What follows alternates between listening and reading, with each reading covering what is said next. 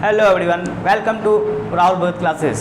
प्यारे बच्चों, आज अपन लोग स्टार्ट करने वाले हैं दो चर वाला रैखिक समीकरण। एक बहुत ही ज़्यादा आसान टॉपिक और बहुत ही ज़्यादा महत्वपूर्ण। ये टॉपिक 9th क्लास का ज़रूर है, लेकिन ये 10वीं कक्षा के लिए बहुत ही ज़्यादा इम्पॉर्टेंट है, क्योंकि आप दो चर वाले रैखिक समीकरण से फैमिलियर होते हैं, आप यहाँ पहली बार मिलते हैं। तो मैं आपको सिर्फ 3 बातों पे ध्यान दिलाऊंगा। आपको सिर्फ इन 3 बातों की जानकारी होनी चाहिए और इसके बाद आपका ये टॉपिक कंप्लीट हो जाएगा और आपको ज़िंदगी में कभी भी दोहरा करके पढ़ने की आवश्यकता नहीं पड़ेगी। तो वो 3 बातें क्या है बच्चों, आप इन बातों को देखिए।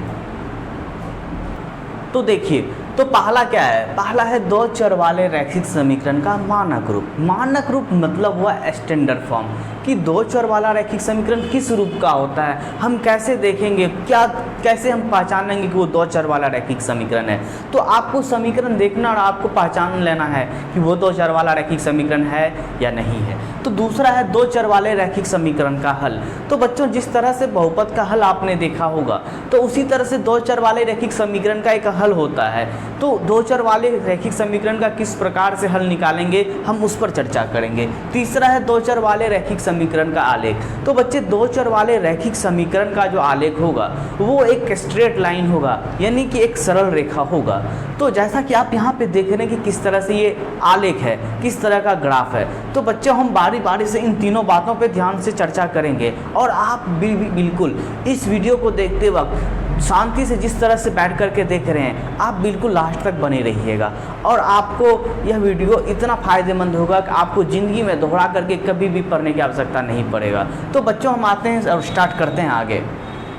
तो बच्चों, हम स्टार्ट करते हैं दो चर वाले रैखिक समीकरण का मानक रूप। ax + by + c = 0, ये द्विघात समीकरण का मानक रूप है बच्चों। तो अब देखिए, x का गुणांक होता है a और y का गुणांक होता है b और c क्या होगा, कोई अचर पद, यानी कि कोई भी संख्या। अब यहाँ पे इस कंडीशन को देखिए, a ≠ 0, b ≠ 0। ये क्यों है? अगर यदि मान लीजिए इस a का मान 0 के बराबर होता, तो अगर यदि 0 × x करते तो क्या हो जाता, वो 0 हो जाता, यानी कि आपके पास सिर्फ कितना चर राशि बचता, एक ही चर राशि बचता y। तो वो दो चर वाला रैखिक समीकरण ना हो करके वो क्या बन जाता हमारा, एक चर वाला रैखिक समीकरण। उसी प्रकार अगर यदि b 0 हो जाता तो 0 × y क्या हो जाता, 0। तो भाई यहाँ पे हमारे पास क्या बचा, ax + c। तो भी ये दो चर वाला ना हो करके एक चर वाला रैखिक समीकरण हो जाता। इस वजह से a और b 0 नहीं होना चाहिए। अगर यदि a और b 0 नहीं है तो क्या है, ax + by + c। तो इसमें चर राशि क्या है बच्चों, x है और y, ये दोनों आपका चर राशि है। और यहाँ पे abc वास्तविक संख्या है। abc क्या होना चाहिए, कोई वास्तविक संख्या। तो बच्चों, हम आते हैं इसके उदाहरण पे, आप इसको नोट कर लेंगे। अब यहाँ से देखिए, ax + by + c = 0। ये समीकरण देखिए, 2x + 3y = 5। c अगर यदि समीकरण के बाएं तरफ है तो भी कोई समस्या नहीं है और c दाएं तरफ भी है तो भी कोई समस्या नहीं है। अब इसको देखिए, 2x + 3y - 5 = 0। तो यहाँ से a का मान हो गया 2, b का मान हो गया 3 और c का मान हो गया -5। अब यहाँ से देखिए, 3x - 2y + 2 = 0। तो यहाँ से a बराबर हुआ 3, b बराबर हुआ -2 और c बराबर हुआ 2। तो इस प्रकार से ये हमारा दो चर वाले रैखिक समीकरण का एग्जाम्पल था। तो बच्चों, आपको पहला जो बात आपको याद रखना था, वो दो चर वाला रैखिक समीकरण का मानक रूप, वो क्लियर हो गया। और हम बढ़ते हैं अब आगे दो चर वाले रैखिक समीकरण के हल के बारे में। तो बच्चे देखिए, दो चर वाले रैखिक समीकरण का हल। तो दो चर वाले रैखिक समीकरण का अनंत हल होता है। कितना हल होता है? अनंत हल होता है। जब भी आपसे कोई पूछे कि बताइए दो चर वाले रैखिक समीकरण का कितना हल होता है, तो आप क्या बताइएगा? आप बताइए कि दो चर वाले रैखिक समीकरण का अनंत हल होता है। अब हम बात करते हैं कि अनंत हल कैसे होता है, तो इसको आप नोट कर लीजिए। हम बढ़ते हैं आगे। तो देखिए, क्वेश्चन है निम्न समीकरणों का कम से कम 3 हल लिखें। तो x + y = 3 है, तो आपको क्या करना है, इसका हल लिखना है। तो देखिए, हमें हल कैसे लिखें, जैसे समीकरण है तो x + y बराबर लिखेंगे हम 3, ठीक है। आप किसी एक चर राशि को उस तरफ लेके जाइए। मान लीजिए कि हम x को उधर लेके जा रहे हैं, तो y बराबर क्या हो जाएगा, 3 - x, ठीक है। तो अब देखिए, इसका हल हम कैसे लिखते हैं। हम यहाँ पे बनाते हैं एक डाटा। हम क्या करते हैं, एक डाटा बनाते हैं। चलिए मान लीजिए हम यहाँ पे इसका डाटा बना रहे हैं।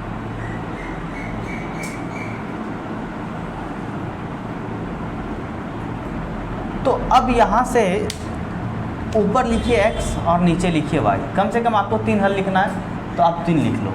अर्थ मान लीजिए हमको ज़्यादा लिखने का मन है तो हम ज़्यादा बना लिए, ठीक है। अब यहाँ से आप x का वैल्यू क्या रख सकते हो, जस्ट इमेजिन x का मान रखते हैं हम 0। x का मान कितना रखते हैं 0, तो y बराबर 3 माइनस एक्स है, तो x का मान रखे 0, तो 3 माइनस 0 कितना हो गया 3। तो x का मान 0 रखने पे देखिए यहाँ पे जैसे ये x है तो यहाँ पे x का मान क्या रखे 0, तो 3 में से 0 घटाने पर y का मान कितना रहा 0, तो ये पहला हल हुआ। अगर दी y का मान हम 1 रखें, सॉरी x का मान 1 रखें, क्या रखें हम x का मान 1, तो 3 माइनस एक्स है तो x से जब 1 रखें 3 माइनस 1 कितना हो गया 2, तो y का मान हो गया 2। अगर यदि ऐसा है बच्चों कि हम x का मान रखें क्या 3, x का मान क्या रखें हम, सॉरी पहले 2 रखते हैं, x का मान रखें हम 2, तो 3 में से 2 घटाने पे कितना आया 1। y का मान अब क्या करते हैं, x का मान 3 रखते हैं, क्या रखें 3, तो 3 में से 3 घटाने पे कितना आ गया 0, ठीक है। अब ऐसा करते हैं हम कि x का मान 4 रखते हैं, x का मान रखा मैंने 4, तो 3 में से 4 घटाने पे कितना आया -1। अच्छा बच्चे अगर भी ऐसा है हम x का मान रखें -1, क्या रखें हम -1, तो 3 माइनस एक्स है तो 3 x का मान रखें -1, तो 3 माइनस गुना माइनस क्या हुआ +1, तो 3 1 कितना हो गया बच्चों 4। तो इस प्रकार से अब देखिए यहाँ पे आपको तो कम से कम 3 हल लिखना था, हमारा 3 हल तो यहीं पे कंप्लीट हो गया। तो ये जो एक्स्ट्रा 3 लिखे ये लिखे। अब यहाँ पे आपके पास अब देखिए कितना वास्तविक संख्या, अनंत वास्तविक संख्या है, तो आप x का मान अनंत वैल्यू पुट कर सकते हो, बहुत सारा मान रखोगे तो y भी तो अनंत मान आएगा। तो इस प्रकार से किसी भी 2 चर वाले रैखिक समीकरण का क्या होगा अनंत हल होगा, इनफाइनाइट सॉल्यूशन। और ये देखिए एक चीज़, ये एक दूसरे को संतुष्ट करता है, यहाँ तक तो समझ में आ गया होगा कि x और y का मान जो होगा एक दूसरे को संतुष्ट करता है, जो मान वो क्या करेगा संतुष्ट करेगा, क्या करेगा संतुष्ट। जैसे कि बच्चे यहाँ पे देखिए x + y बराबर 3 है, x + y बराबर क्या है 3 है, तो इस दोनों को जोड़िए 0 + 2 सॉरी 0 + 3 कितना होगा 3, 1 + 2 क्या होगा 3, 3 आपका RHS से जोड़ने के बाद RHS के बराबर होना चाहिए, 0 + 3 3 हुआ, 1 + 2 3, 2 1 3 3 0 3, 4 में से घटाइएगा 3, -1 + 4 3। तो देखिए इस तरह से ये हल भी हुआ और ये संतुष्ट भी करेगा। तो बच्चों इसको आप नोट कर लीजिए, हम बढ़ते हैं नेक्स्ट क्वेश्चन की तरफ। आपको इसका सॉल्यूशन लिखना है। तो मुझे एक बात याद आई, अच्छा कभी कभी आप लोग भी कुछ ना कुछ ज़रूर भूले होंगे। तो एक बार क्या हुआ, हम ना एक बार एक दुकान पे गए, किसी के लिए मतलब एक शॉप पे गए और हमको लेना था चॉकलेट, ठीक है। तो हम गए उसके पास, बोले भाई साहब डेयरी मिल्क सिल्क दो। सिल्क था क्या था पता नहीं होता, मैंने 50 रुपया दिया था, तो उसको 50 रुपया दिया। तो हम जो पैसा दिए उसको, तो मेरा एक दोस्त हमको देखा बोलता है कि वाह 500 रुपया का नोट दे दिया 50 के लिए। तो तब तक हम चॉकलेट ले चुके थे, हमको लगा साला सही में 500 रुपया तो नहीं दे दिए हैं, और हम इंतजार में चॉकलेट लेने के बाद खड़े थे कि 500 दिए तो 50 का चॉकलेट और 450 रिटर्न मिलेगा। 2-4 मिनट खड़े रहने के बाद जब वो पैसा नहीं दिया तो उसको हम बोले अरे भाई साहब पैसा तो रिटर्न कीजिए।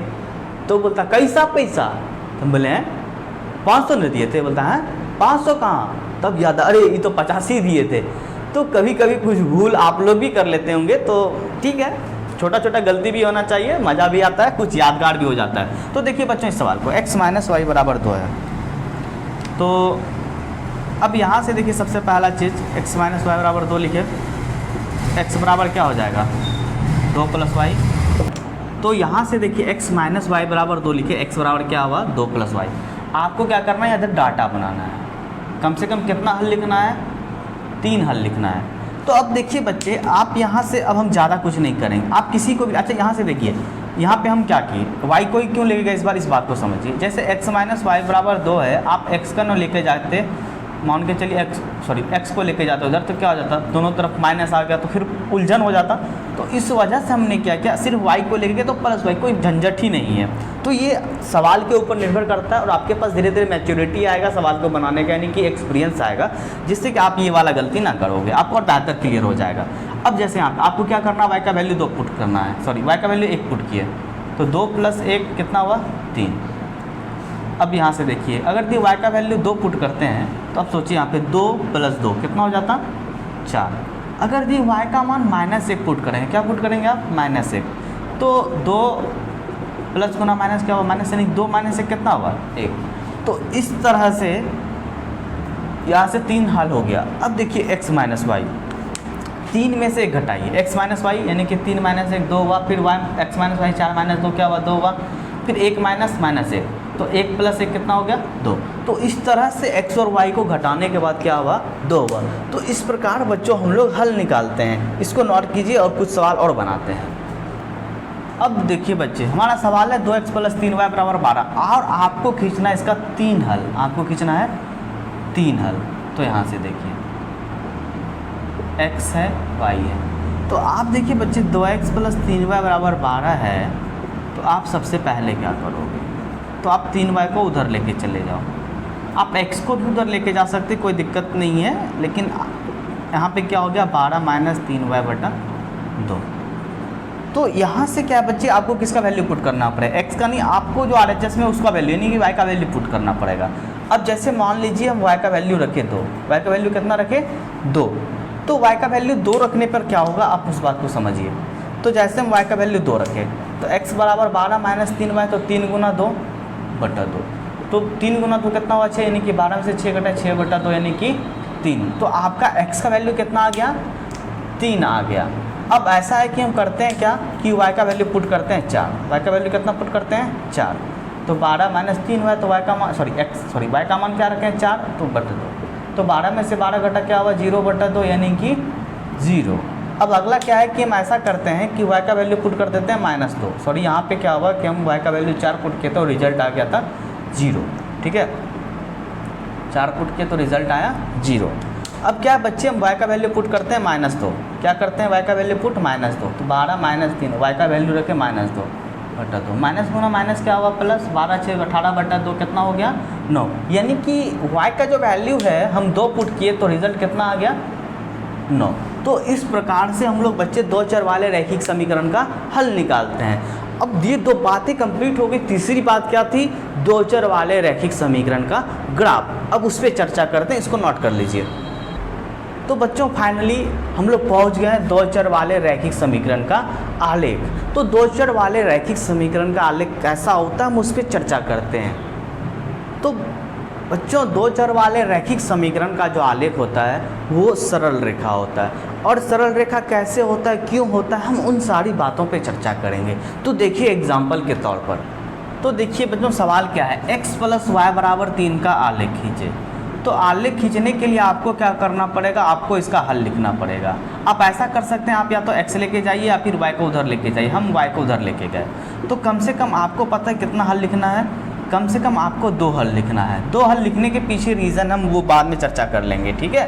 तो अब जैसे यहाँ पे देखिए y बराबर है 3 माइनस एक्स, तो आपको क्या करना पड़ेगा बच्चों, आपको x का वैल्यू पुट करना पड़ेगा। अब जैसे हम मान के चलिए x का वैल्यू पुट किए 1, x का वैल्यू कितना पुट किए 1, हम 1 ना पुट करके हम 0 पुट कर दें। जैसे x का वैल्यू पुट कर दिए 0, तो 3 में से 0 घटाएंगे तो कितना हो जाएगा 3 हो जाएगा, ठीक है। अब ऐसा है कि x का वैल्यू पुट करते हैं हम 3, x का वैल्यू कितना पुट किए हम 3, तो क्या आ गया 0। तो ये हल हो गया। अब इसका आलेख खींचना है, ये कंप्लीट नहीं हुआ है। अब इसके ग्राफ पे आते हैं। तो बच्चे आपको अब इसका ग्राफ खींचना है। ग्राफ खींचने के लिए आपको निर्देशांक ज्यामिति यानी कि कोऑर्डिनेट ज्योमेट्री की जानकारी होनी चाहिए। अगर यदि आपको नहीं पता है तो बिल्कुल नहीं घबराना है, मैंने एक वीडियो पहले ही अपलोड कर दिया है निर्देशांक ज्यामिति का। तो आप क्या करोगे, डिस्क्रिप्शन बॉक्स में जाओगे, वहाँ पे मैंने लिंक दे रखा है, वहाँ से उस लिंक को ओपन करोगे, आप वहाँ से देख लोगे किस तरह से निर्देशांक, किस तरह से पॉइंट को इस कार्टेशियन प्लेन पे रिप्रेजेंट करते हैं। तो ये कार्टेशियन प्लेन है। तो बच्चों यहाँ पे देखिए, अब इसको हम रिप्रेजेंट करते हैं, इसका ग्राफ खींचते हैं। तो ये x डैश y डैश। तो अब देखिए x का 0 y का 3, x का 0 इस पॉइंट पे क्या होता है, इस पॉइंट पे ये ओरिजिन है, मूल बिंदु, इस पर x भी 0 y भी 0। तो x का 0 है, x 0 है, y 3, तो y का 3 कहाँ है यहाँ पे। तो ये पॉइंट जो हुआ ये हुआ 0 3, ठीक है, इसका नाम दे दीजिए p। अब देखिए दूसरा क्या है, x का 3 यहाँ पे, y 0, तो भाई y 0 यहाँ पे होता है, तो इसका नाम दे दीजिए q, ठीक है। तो अब इसको मिला दीजिए, इस दोनों पॉइंट को मिलाते हुए हम एक रेखा खींच लिए, और ये जो रेखा है ये जो है यही रेखा क्या हुआ, ये आपका ग्राफ हुआ। ग्राफ हुआ किसका, x प्लस वाई बराबर 3 का। अब देखिए बच्चों, अब एक बात और समझते हैं। अगर यदि मान लीजिए कि दूसरा पॉइंट लेते। अब मान लीजिए हम x का वैल्यू 1 ले लिए तो y का 2, तो आपको क्या लगता है कि ये पॉइंट क्या इस ग्राफ पे आएगा, इस लाइन पे? तो बिल्कुल आएगा। ये जो लाइन देख रहे हैं आप, ये सरल रेखा, ये सरल रेखा जो है वो समीकरण, ये जितना भी इस पर पॉइंट हो, एक रेखा पर अनंत बिंदु होते हैं, तो जितना पॉइंट है वो इस समीकरण को क्या करेंगे, संतुष्ट करेंगे। जैसे आप देखिए यहाँ पे, इसको आगे बढ़ा के लेते जाइए, तो ये पॉइंट आपका क्या हुआ, ये पॉइंट है आपका x का 2 y का 1, x का 2 y का 1। अगर यदि इसको आगे बढ़ाइएगा आप, इसको आगे बढ़ाइएगा आप, तो क्या होगा, ये पॉइंट हुआ आपका 1 2, x का 1 y का 2। तो अब देखिए ये आप निकाल के रखे हो, अगर यदि x का वैल्यू 2 पुट करें तो y का मान 1 आया। तो यहाँ से क्या हुआ, अगर यदि x का वैल्यू 1 रखे तो y 2, तो अब इस पे ही आया x का 1 y का 2। और यदि 2 रखते हैं तो देखिए, यानी कि इस रेखा पे जितना पॉइंट होगा वो इसका हल होगा। और हम लोग क्या पहले पढ़ चुके हैं दो चर वाले रैखिक समीकरण के हल में, कि दो चर वाले रैखिक समीकरण का अनंत हल होता है। क्यों? क्योंकि भाई साहब दो चर वाले रैखिक समीकरण का ग्राफ जो होता है वो सरल रेखा होता है, और सरल रेखा पर अनंत बिंदु होता है, जिस वजह से दो चर वाले रैखिक समीकरण का अनंत हल होता है। हम फाइनली एक और सवाल बनाएंगे, ठीक है बच्चों, इसको आप नोट कर लीजिए। तो बच्चों सवाल है x माइनस वाई बराबर 2। तो आप क्या करोगे, y को उधर लेके जाओगे, तो 2 प्लस वाई। आप क्या करोगे, कम से कम कितना बिंदु खींचना है, कम से कम 2, कम से कम 2, क्योंकि 2 पॉइंट रहेगा। अगर 2 पॉइंट रहेगा तभी तो उसके बीच हम एक सरल रेखा खींच सकते हैं। तो अब यहाँ से क्या किए हम, y का वैल्यू पुट किए हम 0, y का वैल्यू कितना पुट किए 0, तो x कितना हो गया 2। अब ऐसा है कि y का वैल्यू पुट कर दिए हम -2, y का वैल्यू कितना पुट कर दिए -2, तो x कितना हो गया 0। अब इसका खींचना हमें ग्राफ। तो देखिए, तो अब देखिए बच्चों, अब इसको इस ग्राफ पे हम रिप्रेजेंट करेंगे, x का 2 y का 0, यानी कि यहाँ पे होगा x का 2 y का 0, x का 0 y का -2, x का 0 माइनस y का 2। तो इसको आप इस रेखा को मिला दीजिए, तो ये 2 0 है और ये है आपका -2, सॉरी 0 -2, ये आपका 0 -2, और ये जो हुआ आपका समीकरण हुआ क्या, x माइनस हुआ y बराबर 2 का हल। तो फाइनली बच्चों ये 3 बातें थी जो दो चर वाले रैखिक समीकरण के लिए, ये तीनों बातें बहुत ही इंपॉर्टेंट थी। पहला क्या था, दो चर वाले रैखिक समीकरण का मानक रूप, दूसरा दो चर वाले रैखिक समीकरण का हल, तीसरा था दो चर वाले रैखिक समीकरण का आलेख। और हमने बारी बारी से तीनों टॉपिक को क्लियर कर लिया। तो बच्चों इस तरह से ये टॉपिक हमारा कंप्लीट हो गया। अब हम एक ऐसा वीडियो बनाए, एक सेपरेटेड वीडियो बनाएंगे जिसमें दो चर वाले रैखिक समीकरण से रिलेटेड जितने टाइप के सवाल होंगे वो सारे सवाल आप बना लोगे। तो बच्चों यहाँ तक वीडियो देखने के लिए बहुत बहुत धन्यवाद। अगर यदि आप नए हो हमारे चैनल को ज़रूर सब्सक्राइब करना और लाइक करना ना भूलना, और अपना कमेंट ज़रूर दीजिएगा और बताइएगा कि आपको हमारा वीडियो कैसा लगा। धन्यवाद।